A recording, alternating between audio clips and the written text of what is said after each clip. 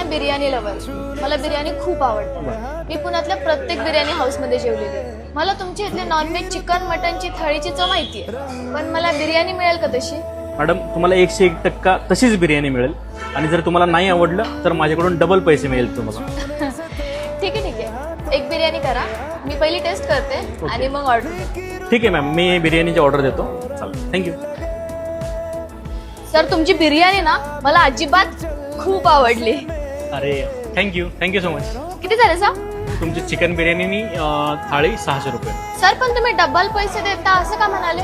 जर बिर्याणी आवडली नसेल तर तुम्हाला खरंच पैसे द्यावे लागले असते ना.